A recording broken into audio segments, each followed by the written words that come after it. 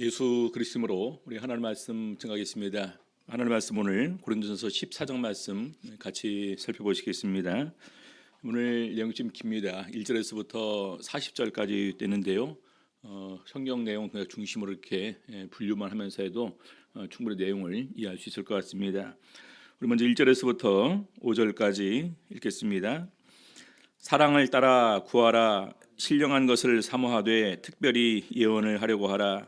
방언을 말하는 자는 사람에게 하지 아니하고 하나님께 하나니 이는 알아듣는 자가 없고 그 영으로 비밀을 말함이니라. 그러나 예언하는 자는 사람에게 말하여 덕을 세우며 권면하며 안위하는 것이요 방언을 말하는 자는 자기의 덕을 세우고 예언하는 자는 교회의 덕을 세우나니 나는 너희가 다 방언 말하기를 원하나 특별히 예언하기를 원하노라. 방언을 말하는 자가 만일 교회의 덕을 세우기 위하여 통역하지 아니하면 예언하는 자만 못하니라. 오늘 이 시간에는 방언과 예언의 사용에 대한 교훈이라는 제목으로 우리 고린도전서 14장 말씀 가지고 같이 은혜 나누는 시간 갖도록 하시겠습니다. 예전에 우리가 14장에 관한 부분을 이렇게 이제 전체적으로 다 이해하는 것이 아니라 그냥 그 작은 이런 그 소 부분만 우리가 이렇게 취사 선택해서 이제 적용하는 가운데에서 교회의 방언 기도가 참 이렇게 이제 문제가 있으니까 심지어 방언 기도는 그냥 집에서 혼자 개인적으로 하고 공중 예배에서는 우리 방언 기도를 가급적 하지 말자라는 얘기도 이렇게 있었습니다. 그리고 또 14장에 이 방언이 전부 다 이렇게 많은 사람 생각할 때 그냥 방언 기도로 이렇게 바로 적용을 했었습니다. 그러나 오늘 우리가 보게 되면은 이 14장의 방언과 예언이 오늘 우리가 말하는 그런 기도를 말하는 것은 아니다라는 생각을 우리가 이렇게 할 수 있어야 됩니다. 제일 첫 번째로 보게 되면은요, 이 사랑을 따라 구하라 이렇게 되어 있습니다. 우리 사랑을 따라 구하라. 누가 성령 받지 않은 사람한테 성령 받기를 구할 때 사랑을 따라 구하라라고 하진 않겠죠. 그러지 않습니까? 근데 여기는 보니까 사랑을 따라 구하라라고 되어 있습니다. 근데 여기 보게 되면은 우리 이제 아시는 바와 같이 고린도전서 12장에 성령을 따라 우리에게 주시는 것이 있는데 바로 은사가 있고요, 직분이 있고 역사가 있습니다. 그리고 또한 이 성령의 나타남을 주심은 우리 각 사람에게 유익하게 하기 위한 것이다. 더 나아가 우리 교회의 유익을 위해서 은사를 주십니다.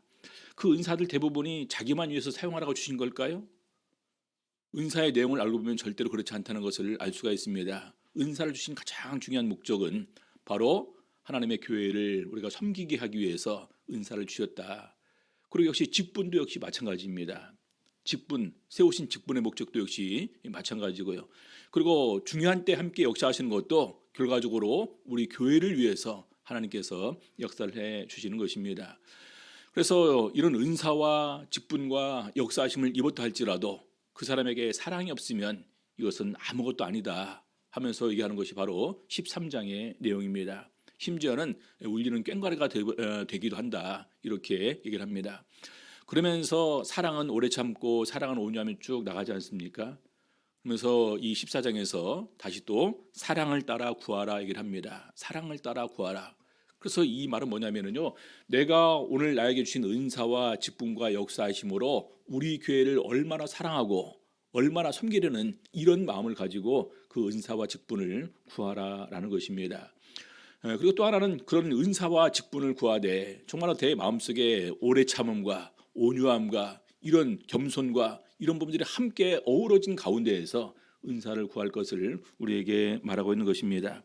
그래서 그 내용들은 이미 살펴봤으니까 여기서는 찾지 않고 일단 중요한 것은 사랑을 따라 구하라라는 것입니다. 사랑을 따라 구하라. 신령한 것을 사모하되, 신령한 것 바로 영에 속한 은사를 말하는 거겠죠. 은사들을 말하는데 근데 특별히 예언을 하려고 하라 이렇게 얘기를 하고 있습니다. 우리 성도님들 은사가 많이 있지 않습니까? 다시 제가 잠깐 읽어드리면은요, 은사는 여러 가지인데요, 7절에 보면 각 사람에게 성령의 나타남을 주심은 유익하게 하려 하심이라. 12장 8절 어떤 이에게는 성령으로 말미암아 지혜의 말씀을, 어떤 이에게는 같은 성령을 따라 지식의 말씀을, 다른 이에게는 같은 성령으로 믿음을, 어떤 이에게는 한 성령으로 병 고치는 은사를, 어떤 이에게는 능력 행함을, 어떤 이에게는 예언함을, 어떤 이에게는 영들 분별함을, 다른 이에게는 각종 방언 말함을, 어떤 이에게는 방언들 통역함을 주시나니, 이렇게 많은 은사들이 있습니다. 이런 신령한 것을 사모하되 특별히 이 가운데에서 뭐를 하려고 하라고요? 예언을 하려고 하라. 예언을. 그 이유가 있습니다. 자, 그러면서 2절에서부터 5절까지 그 방언과 예언의 효용을 얘기를 하는데, 방언을 말하는 자는 사람에게 하지 아니하고 하나님께 하는 것이라는 것입니다. 우리 성님들, 방언 기도의 가장 좋은 점이 뭘까요? 내 마음에 이런 모든 것을 하나도 거르지 않고 하나님께 아뢰줄 수 있다는 것이 우리 방언 기도의 가장 좋은 점입니다. 우리가 보통 이제 그 세례 받고 성령 받은 이후에 이런 허물과 죄가 있으면 어떻게 해야 되느냐? 뭐라고 얘기를 합니까? 자백과 그다음에 회개가 있어야 된다. 뭐 인정 뭐 이렇게 얘기하지만 아무튼 인정했으니까 자백하는 거고, 자백하고 난 다음에 이런 그 회개가 이루어질 것을 얘기를 하는데, 아무튼 거기서 자백은 굉장히 중요합니다. 요한일서에서도 우리의 죄를 자백하면 저는 미쁘사 우리들의 모든 죄를 사하실 것이며, 그렇게 말씀하시고 있습니다. 자, 그런데 내가 마음속에 품었던 이런 모든 허물과 죄악된 이런 생각들, 죄악된 언어 행위, 이런 모든 것을 우리가 다른 사람 앞에서 공개적으로 다 얘기하는 가운데서 하나님께 아뢰줄 수 있을까요? 우리 옆 사람이 든다고 화장할 때 못할 것입니다. 그런데 우리는 어떤 비밀이라도 하나님께 방언으로 기도함을 통해서 다 말할 수가 있다는 것입니다.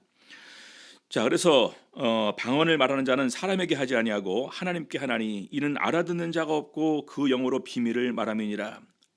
자, 그러나 예언하는 자는 사람에게 말하여 덕을 세우며 권면하며 안위하는 것이고, 예언하는 자는 사람에게 말하여 덕을 세우며 권면하며 안위하는 것이다. 그 다음에 4절, 방언을 말하는 자는 자기의 덕을 세우고 예언하는 자는 교회의 덕을 세우나니. 그래서 굉장히 참 중요한 부분입니다. 다 구분하게 되면요, 하나님께 하는 것이고 예언은 사람에게 하는 것이고, 방언은 하나님께 비밀을 말하는 것이고, 예언은 사람에게 덕을 세우고 권면하며 안위하는 것이고, 그 다음에 방언을 말하는 자는 자기의 덕을 세우는 것입니다.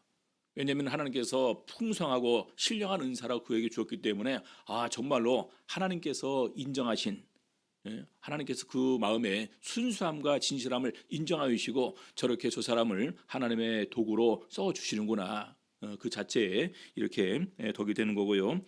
그 다음에 예언하는 사람은 결과적으로 교회에 덕을 세운다는 것입니다. 그래서 이 효용이 분명히 다르다라는 사실을 얘기하는 가운데에서, 자, 그러면 이제 아까 제가 잠깐 기도를 얘기를 했지만, 여기서 말하는 이 방언이 우리가 말하는 기도의 방언을 얘기를 하는 걸까요? 아니면 12장에서 말하는 특별한 성령의 은사로서의 방언을 말하는 걸까요? 성령의 은사로서의 방언을 말하는 것입니다. 사랑을 따라 구하라라는 것에서부터 우리가 보통 성령 받을 때 일단 성령 주시기를 위해서 간구하지, 어떤 그런 그 성령의 은사를 받기 위해서 기도를 하지 않습니다. 한때 많은 교회에서 방언 받았냐라는 얘기를 많이 이렇게 한 적이 있었습니다. 방언을 받는 거랑 성령을 받는 것이랑은 구분이 됩니다. 방언을 받는 것은 성령의 은사로서 이렇게 우리에게 주시는 방언이고, 성령을 받는 것은 모든 사람이 하나님의 영을 부어주면서 성령의 말하심을 따라서 얘기하는 방언, 이것은 기도의 방언을 말하는 것입니다. 그래서 우리 사도행전 2장, 8장, 10장, 19장에 이렇게 기록된 성령 받는 광경을 이렇게 모습을 보게 되면, 그들은 성령을 받음을 통해서 성령이 말하게 하심을 따라서 다른 방언으로 말하기를 시작한 것이고, 그것은 모든 성령 받는 사람에게 공통적으로 나타나는 모습입니다. 근데 여기서 이 방언의 은사로서의 방언은요, 특별한 사람에게만 주는 거예요. 분명히 그 차이를 우리가 구분하시면 되겠습니다. 자, 그래서 1차적인 결론이 그렇습니다. 너희가 다 방언 말하기를 원하나. 그렇죠? 우리 이미 성령 받고 다 기도하는 사람한테 이 말을 하지는 않습니다. 너희가 다 방언 말하기를 원하나 특별히 예언을 하기를 원하노라. 다 방언 말하기를 원하지만 특별히 예언하기를 원하노라. 다 예언을 할까요? 다 방언할까요? 우리 고린도교회 성도들이? 그렇지 않습니다. 어떤 사람들은 방언을 말하고 어떤 사람들은 예언을 합니다. 근데 다 방언 말하기를 원하지만, 그렇게 방언 말하기를 원하니까 방언을 말했으면 좋겠다라고 하지만 실제적으로는 예언이 더 좋다. 예언하기를 원하노라 이렇게 얘기를 하고 있습니다. 그 이유를 말하고 있죠. 방언을 말하는 자가 만일 교회의 덕을 세우기 위하여 통역하지 아니하면 예언하는 자만 못하니라.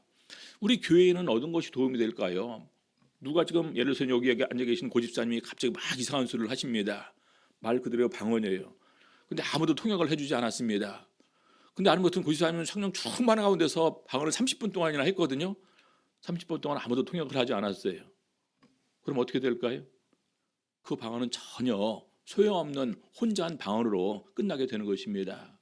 그래서 방언을 말하는 사람이 있을 때 통역하지 아니하면 그 예언함만 못하다. 오히려 예언하는 것이 더 낫다라는 것입니다.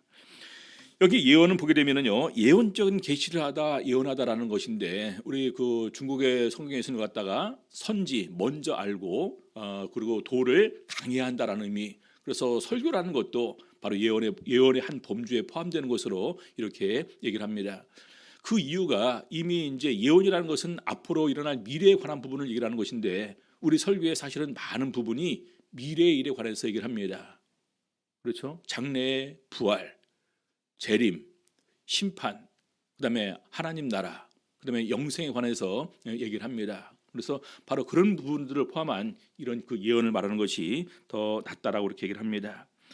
자, 계속해서 6절에서부터 쭉 보게 되면 방언의 잘못된 남용 이런 문제를 이렇게 얘기를 하고 있습니다. 6절 보니까요. 그런즉 형제들아 내가 너희에게 나가서 방언을 말하고 계시나 지식이나 예언이나 가르치는 것이나 말하지 아니하면 너희에게 무엇이 유익하리요. 자, 사도 바울도 누구보다도 방언을 많이 한다라고 본인 스스로 고백을 합니다. 근데 어느 날 사도 바울이 고린도 교회 가서 2시간 동안 장장 이렇게 설교를 하는데 방언으로만 했습니다. 근데 아무도 알아듣는 사람이 없어요. 심지어 통역도 없었습니다. 그럼 어떻게 될까요? 그러면 너희에게 무엇이 유익하리요? 그래서 예를 들어서 설명을 합니다. 7절 혹 저나 검은고와 같이 생명 없는 것이 소리를 낼 때 그 음의 분별을 내지 아니하면 저 부는 것인지 검은고 타는 것인지 어찌 알게 되리요? 가끔가다 우리가 그 외국 노래를 듣습니다. 이탈리아나 프랑스어나 이렇게 이제 그런 그 노래를 들을 때 우리가 그 음률이나 아니면 그 가사의 내용을 전혀 이해하지 못하고 듣는다면 얼마나 오랫동안 들을 수 있을까요? 음에 취해서 그냥 들을까요? 근데 만약에 외국어나 중국어나 영어로 이렇게 찬양을 부르는데 우리가 평소에 알고 있었던 이런 그 곡조를 부르게 되면 아, 저것이 무슨 노래구나. 그래서 내용은 비록 이제 영어나 중국어로 들리지만 우리가 그 내용을 이해하는 가운데서 우리가 들을 때 우리는 그 시간이 지루하지 않고 내가 또 그것을 들으면서 마음의 감동도 받게 되는 것입니다. 8절에 만일 나팔이 분명치 못한 소리를 내면 누가 전쟁을 예비하리요?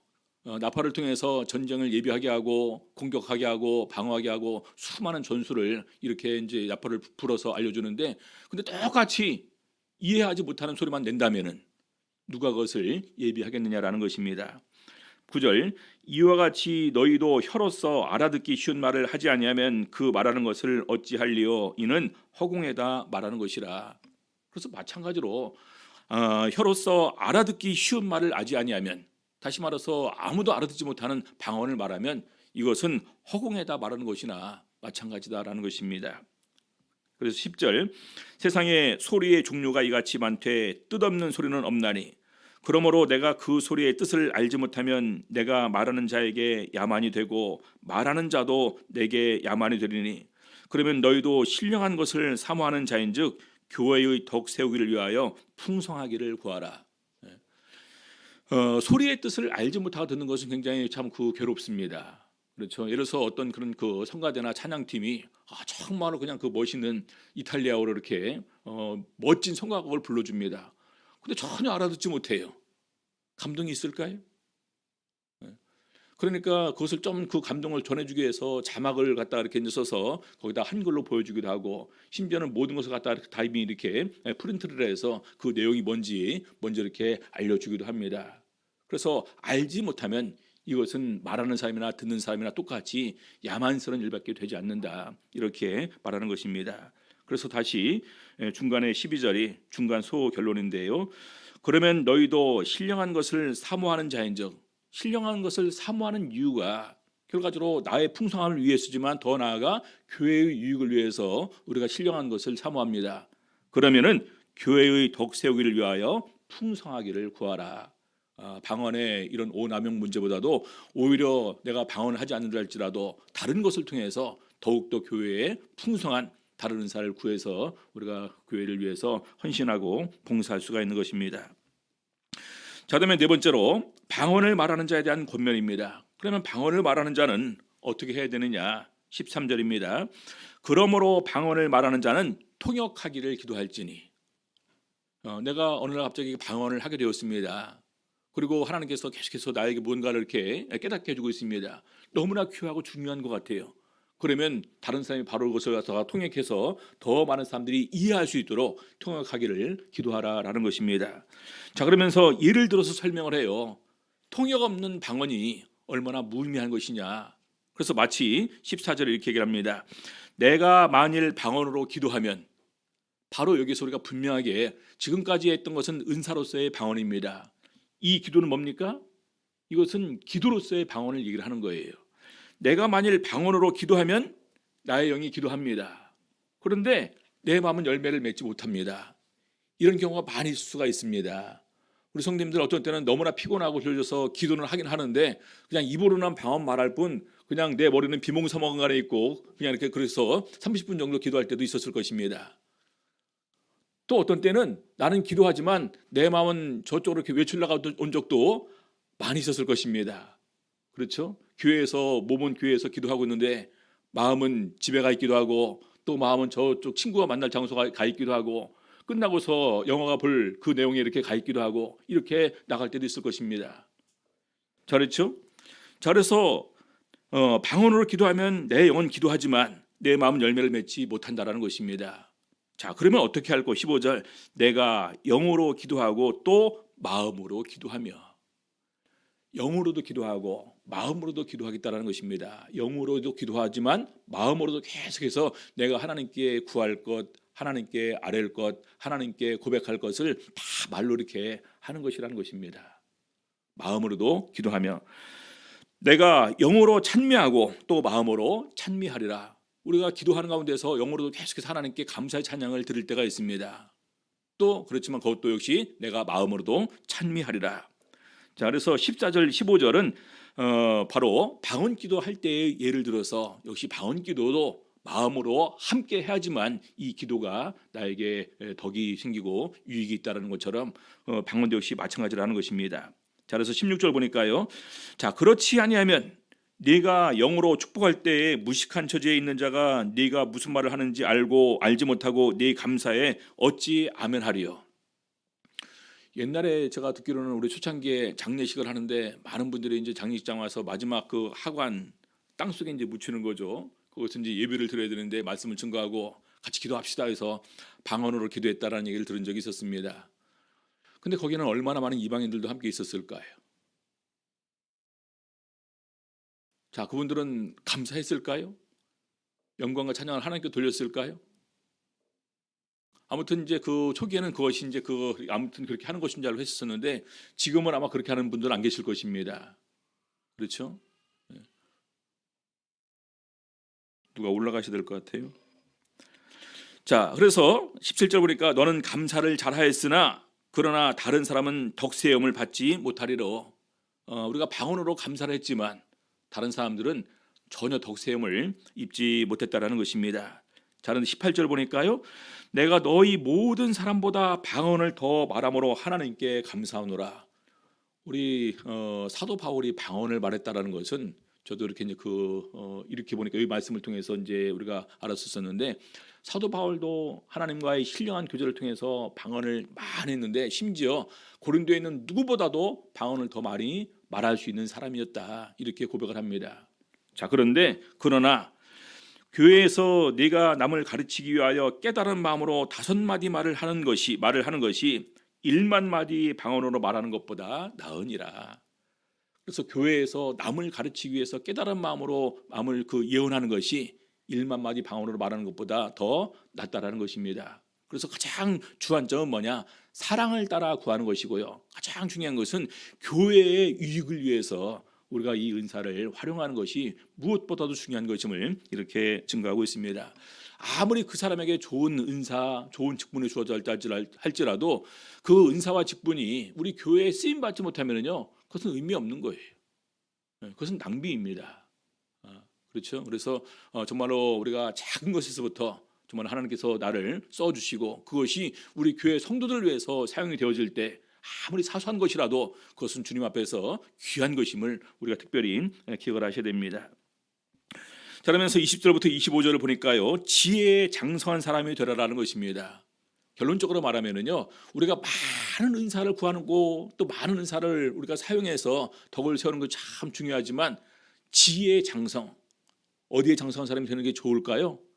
하나님을 알고 하나님의 뜻을 제대로 헤아릴 줄 아는 그 지혜가 가장 중요합니다. 그렇죠? 은사를 아무리 받았다 할지라도 그 사람이 그걸 갖다가 지혜롭게 사용을 하지 못해요. 하나님 보시기에 합당하게 사용하지 못하면 그 은사는 결과적으로 그 사람에게 독이 되는 것이고 그 사람을 죽이는 쪽으로 이렇게 바뀔 수도 있다라는 것입니다. 은사 때문에 교만해서 이렇게 믿음 생활을 접은 사람들도 우리는 많이 보게 됩니다. 그렇죠? 자, 그래서 형제들아, 지혜는 아이가 되지 말고 악에는 어린아이가 되라. 지혜에 장성한 사람이 되라.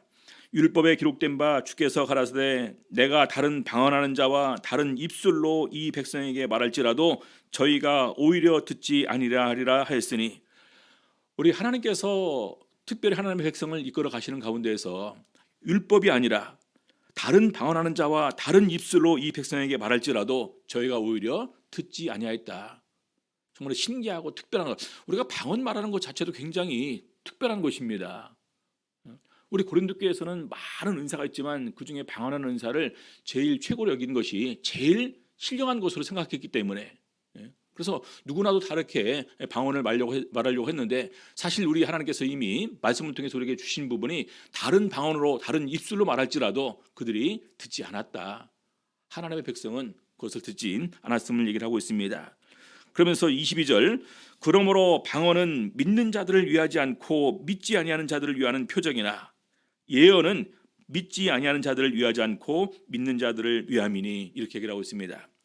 방언은 믿는 자들을 위하지 않고 믿지 않은 사람들을 위한 것이라는 것입니다. 왜 그럴까요? 예를 들어서 믿지 않은 사람이 어느 날 우리 교회에 들어왔습니다. 그러면서 아무 설명도 해주지 않았는데 우리가 막 방언으로 기도를 합니다. 근데 보니까 두 가지더라고요. 우리 사도행전은 어떻게 되어 있습니까? 사도행전 2장에도 역시 두 가지 반응이었습니다. 저희가 미쳤다. 한 반응은요, 우리가 하나님의 놀라운 일을 본다. 이렇게 두 가지 반응이었습니다. 근데 역시 마찬가지더라고요. 어떤 분들이 우리 교회에 들어와서 첫 번째 반응 역시 이 사람들은 미쳤다라는 반응이 이렇게 나옵니다. 두 번째 반응은요, 여기 뭔가 특별한 게 있다. 이 교회는 뭔가 특별하다. 굉장히 영적이다. 이렇게 생각하는 사람들도 있다는 사실입니다. 그래서 오히려 믿지 않은 사람이 그것을 보고서 더욱더 우리 교회에 마음이 이렇게 동하고 그런 가운데서 나오는 경우도 있다는 사실 기억을 하게 될 때 역시 믿지 않은 사람들을 위한 하나의 증거가 방언도 된다는 것입니다. 자, 그래서 23절 보니까요. 근데 반대로 예언은 믿지 아니하는 자들을 위하지 않고 오히려 믿는 자들을 위함이니, 계속해서 예언으로 하나님의 말씀을 풀어서 설명을 해주니까 믿는 자들을 위한 것입니다. 아무리 예언한다 할지라도 믿지 않은 사람들한테는 그것이 의미 없는 거예요. 아무리 외쳐도 듣지 않으니까. 그래서 예언은 믿는 사람들을 위한 것이다. 23절 보겠습니다. 그러므로 온 교회가 함께 모여 다 방언으로 말하면 무식한 자들이나 믿지 아니하는 자들이 와서 너희를 미쳤다 하지 아니하겠느냐. 그러므로, 이것은 소결론이라고 제가 이렇게 많이 말씀을 드렸습니다. 온 교회가 함께 모여 다 방언으로 말하면, 이것은 기도의 방언을 얘기하는 것이 아니라 은사로서의 방언을 다 얘기하는 것입니다. 얼마나 소란스러울까요? 우리 성도님들, 말하는 것 자체가 굉장히 그 엄청난 소리입니다. 통성으로 기도하는 소리 들어보셨습니까? 저도 이렇게 이제 세미나 가게 되면은요, 세미나에서 이렇게 목사님들 주관하면서 막 통성으로 기도를 하자고합니다. 그러면 다 개인적으로 다 자기 기도해요. 어떤 것은 들리기도 하고, 어떤 것은 멀리 떨어졌으니까 안 들리기도 하고, 어떤 것은 계속 겹쳐 들으니까 굉장히 큰 소리로 이렇게 기도가 됩니다. 그래도 조금씩 알아듣는 부분이 있을 것입니다. 근데 그와는 반대로 다 이상한 소리 하는 거예요. 다 이상한 소리. 그러면 다른 사람이 들어와서 뭐라고 하겠습니까? 믿졌다 하지 않겠냐. 자, 그런데 많은 사람들이 이 23절의 말씀을 근거로 해서 우리가 예배 전에 예배 후에 하고 있는 방언 기도를 공중 집회에서는 하지 말자 이렇게 얘기를 합니다. 어떻게 할까요? 이 부분의 결론은 먼저 이렇게 보게 되면요, 26절에 있습니다.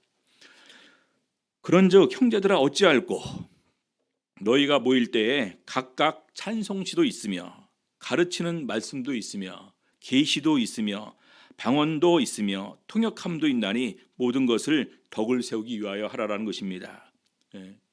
결론 부분을 미리 말씀드리면 그렇습니다. 그래서 오늘날 우리가 예배 시간 1시간 동안 다 방언을 하는 것이 아니라 찬송도 하고 기도도 하고 말씀 증거도 하고 또 찬송도 하고 기도도 합니다. 그렇죠? 그래서 전 교회가 다 방언만 하려고 하는 이 자체가 고린도 교회의 문제였다라는 사실을 우리가 이해하게 되면 이 문제는 쉽게 이렇게 풀리게 됩니다. 자, 14장 24절 보겠습니다. 그러나 다 예언을 하면 믿지 아니하는 자들이나 무식한 자들이 들어와서 모든 사람에게 책망을 들으며 모든 사람에게 판단을 받고, 믿지 않은 사람들이 들어왔는데 갑자기 예언이 나타났습니다. 너 어느 날 언제 어디서 무슨 잘못했고 무슨 죄를 지었고 막 이것이 드러납니다. 얼마나 두려울까요? 그래서 모든 사람에게 책망을 들으며 모든 사람에게 판단을 받고 그 마음에 숨은 일이 드러나게 되므로 엎드려 하나님께 경배하며 하나님이 참으로 너희 가운데 계시다 전파하리라.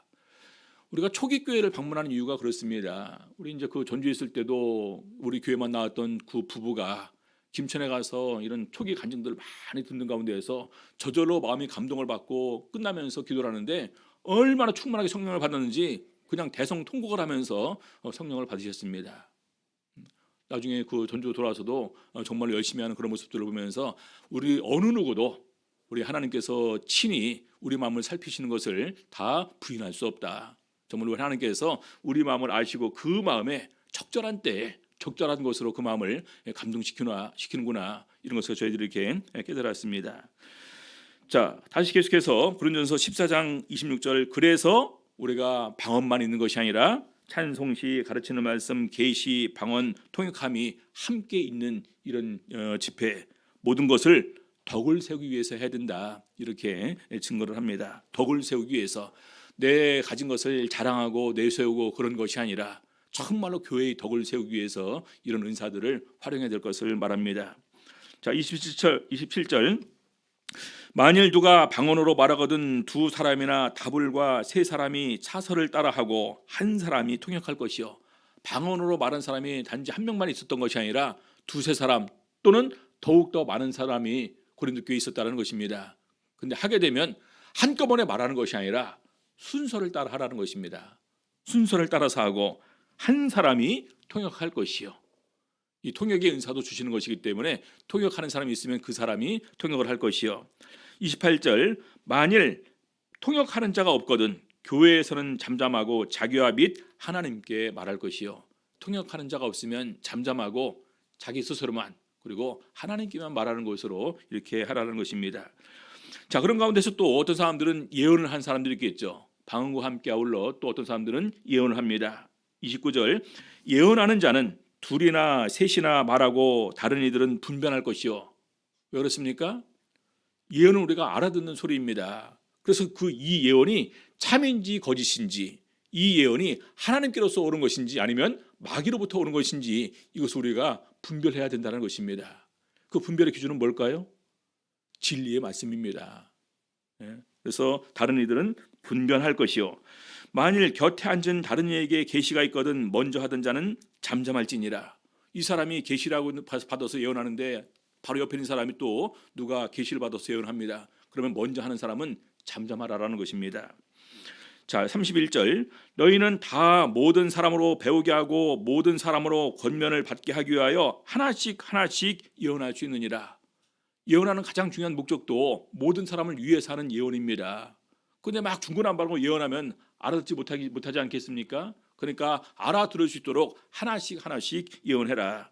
32절 예언하는 자들의 영이 예언하는 자들에게 제재를 받나니 앞에 예언하는 사람도 성령을 통해서 계시를 받아서 예언하는 것입니다. 뒤에 예언하는 사람도 성령을 통해서 계시를 받아서 예언합니다. 그러면 성령은 반드시 이 사람의 먼저 하는 그런 사람을 갖다가 이제는 제지하고 그치게 하고 이 사람에게 예언하게 한다는 것입니다. 근데 그럼에도 불구하고 계속 하려고 하는 것은 어떤 의미일까요?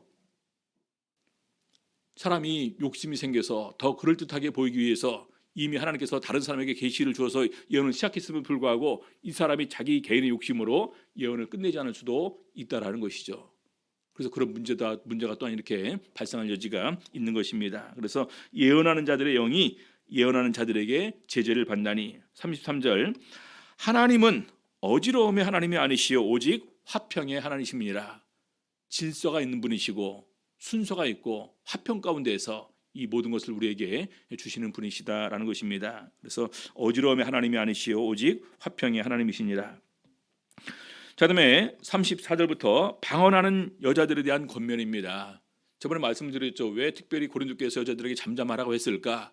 그 이유가 여자들이 더욱더 순수하고 진실하게 신앙생활을 하다 보니까 하나님께서 더욱더 성령의 풍성한 은사를 부어주셔서 그나마 은사들이 더욱더 많았습니다. 그러다 보니까 남자들이 오히려 그 책망받고 남자들이 오히려 교회에서 이렇게 위축되고 그런 가운데서 그런 모습을 보는 가운데서 이방인들이 교회를 들어와서 이런 부분을 보면서 이렇게 또 교회의 모습을 보면서 또 비웃게 되는 이런 사태도 이렇게 발생하게 됩니다. 그래서 34절에 모든 성도의 교회 삶과 같이 여자는 교회에서 잠잠하라. 이유가 바로 여기에 있는 것입니다. 방언과 예언하는 사람들이 누가 더 많았을까요? 자매반들이 더 많았겠죠. 그래서 그런 이유로 이렇게 얘기를 합니다. 예전에 우리 교회에서도 한때 이렇게 청년들이 영가를 부르기도 했었고 또 심지어는 환상을 보기도 하고 또 천사를 보기도 하고 제가 지금까지 그런 간증을 많이 들었거든요. 근데 형제는 한 명도 없었어요. 우리 한국도 그렇습니다. 왜 그럴까요? 심지어 어떤 분들은 또 영적으로 이렇게 또 성령 인도함을 따라 춤을 추기도 하는데 근데 우리 전도서에는 또 솔로몬 왕은 그렇게 얘기를 합니다. 내가 1천 여자 중에서는 한 명도 못 찾았는데 1천 남자 중에서는 한 명을 찾았다. 솔로몬 왕은 그런 얘기를 했거든요. 그래서 참 이렇게 이 구약 시대에 솔로몬 왕은 한 명을 찾았다고 하는데 우리 신약 시대에는 정말 이렇게 남자들이 이런 그 성령 충만함을 통해서 이런 은사를 받는 부분은 좀 이렇게 없지 않았다. 그 이유가 정말 더욱더 우리도 순수하고 진실하게 더욱더 더 깊게 성령 충만함으로 하나님과 교제를 해야 되겠다라는 생각을 가져보게 됩니다. 자, 그래서 35절 만일 무엇을 배우려거든 집에서 자기 남편에게 물을지니 여자가 교회에서 말하는 것은 부끄러운 것임이라. 하나님의 말씀이 너희에게로부터 난 것이냐 또는 너희에게만 임한 것이냐 이것이 핵심이에요. 그렇죠? 그래서 우리 고린도 교회 여자들이 좀 이렇게 항구도 치다 보니까 순수하고 진실한 부분도 있었지만 좀 드세지 않았는가. 그러니까 그것을 사도 바울이 좀 이렇게 그 잠재우기 위해서 이렇게 강하게 이렇게 얘기를 한 것입니다. 37절 만일 누구든지 자기를 선지자나 혹 신령한 자로 생각하거든 내가 너에게 편지한 것이 주의 명령인 줄 알라. 자기 스스로 이런 은사를 받고 계시를 받고 이런 또 직분을 받아서 이렇게 활동하는 가운데에서 이렇게 했었는데 사도 바울이 어느 날 갑자기 여자는 교회에서 잠잠하라고 이렇게 명령을 내립니다. 그래서 이것을 주의 명령인 줄 알라 이렇게 얘기를 하고 있습니다. 만일 누구든지 알지 못하면 주의 명령인 줄을 알지 못한 자이면 그는 알지 못한 자니라. 뭘 알지 못한 자일까요? 하나님을 알지 못한 자나 다름없다. 하나님의 뜻이 무엇인지를 제대로 이해하지 못한 사람이다. 지혜에는 아직까지 어린아이다. 이렇게 얘기를 하는 것입니다. 자, 마지막 그래서 결론이 39절 40절입니다. 그런즉 내 형제들아 예언하기를 사모하며 방언 말하기를 금하지 말라라는 것입니다. 이 사랑을 따라 구하라 1절과 연결되는 부분이에요. 그런즉 내 형제들아 방언 말하기를 금하지 말라. 그런데 그 앞에 뭐가 있습니까? 예언하기를 사모하며 많은 사람들이 직접적으로 하나님의 계시를 받아서 예언하는 가운데서 이렇게 되었다면 참 얼마나 그 은혜가 클까요? 저희가 말하는 침례를 받아야 된다, 성령 받아야 된다, 안식일 지켜야 된다. 우리가 가장 중요시 여기는 이런 그 세례 성령, 그다음에 성령 안식일 이것이 우리 초기의 중국에서는 계시를 통해서 알려줬다고 하지 않습니까? 근데 나중에 보니까 성경 말씀으로도 그래요. 그래서 가장 중요한 것은 우리가 깨닫는 말을 하는 예언을 하기를 더욱더 사모하라라는 것입니다. 자, 최종 결론은 40절입니다. 모든 것을 적당하게 하고 질서대로 하라라는 거예요. 여기 지금까지 쭉 보니까 어느 성경 구절에서도 예배 드릴 때 방언기도 하지 말라라는 구절 없어요. 그렇죠? 한때 이것이 연총회까지 올라갔던 적이 있었습니다. 공중집회 때 기도를 폐하고 그리고 기도실에서 또 개인적으로 조용히 기도하는 것으로 하자 이렇게 했었는데 오늘 보니까 그 말씀은 아닌 것을 우리가 알 수가 있습니다. 그래서 이 40장의 이 말씀은 철저하게 방언과 예언하는 것에 관한 부분이고 우리의 기도하는 것에 관한 부분은 아니었다. 오히려 우리가 모일 때 찬송시도 있고 계시도 있고 말씀도 있고 방언도 있고 통역함도 있다. 모든 것을 질서대로 또 화평 가운데 할 것을 이렇게 증거하고 있는 것입니다. 자, 그런데 중요한 것은 고린도 교회는 이렇게 풍성한 은사를 주셨는데 오늘 우리에게는 어떤 은사를 주셨을까요? 고린도 교회에 이런 은사를 주신 하나님이 오늘날 우리에게는 주고 싶지 않아서 안 주실까요? 오늘날 우리에게도 분명히 주시고 싶어 하시리라 생각됩니다. 근데 중요한 것은 우리가 그것을 받을 준비가 되었느냐, 또 정말로 주님과 깊게 우리가 성령으로 영으로 교제를 하고 있냐, 이 부분인 것 같습니다. 세상이 이렇게 변하는 가운데서 항상 우리 마음속에 세상에 끌려가는 것이 이렇게 그 한 미혹의 모습으로 다가올 때가 많이 있습니다. 그런 가운데서 세상 풍조가 어떻게 변한다 할지라도 나는 예수 그리스도를 따라야 되겠다. 예수 그리스도를 온전히 우리가 믿는 가운데에서 말씀하신 구원의 진리에 굳게 서서 이제는 주를 위해서 사는 사람이 되어야 되겠다라는 이런 결심을 다시 한번 새롭게 할 수 있는 우리 강남교회 성도님들 다 되시고 그 위에 하나님께서 더욱더 풍성한 은혜와 능력으로 채워주시기를 우리 주 예수 이름으로 바랍니다. 기도하시겠습니다. 오늘 말씀 생각하시면서 하나님 저희들에게도 고린도 교회에 주셨던 것처럼 풍성한 은사로 채우시고 그 풍성한 은사와 직분들이 정말로 주님의 사랑하는 교회인 이 몸된 교회를 위해서 쓰여질 수 있도록 주님께서 우리 마음과 생각에 함께 역사해 주시옵소서. 같이 이렇게 기도하시겠습니다. 아프리카 요하네스버그 교회에서 소식이 왔습니다. 우리 그 코로나 오미크론의 확진자가 많이 있다고 했었는데 아무튼 다 해결됐답니다. 다 이렇게 또 걸렸던 분들도 회복이 되시고 다 잡혀서 감사하고 다시 예배를 예전처럼 회복할 수 있게 되었다라는 얘기를 하면서 우리 전국에 있는 전 세계에 있는 모든 성도에게 감사드린다라는 메시지가 왔습니다. 같이 또 감사기도 드리도록 하시겠습니다. 할렐루야. 주 예수 이름으로 감사하며 기도드리옵나이다.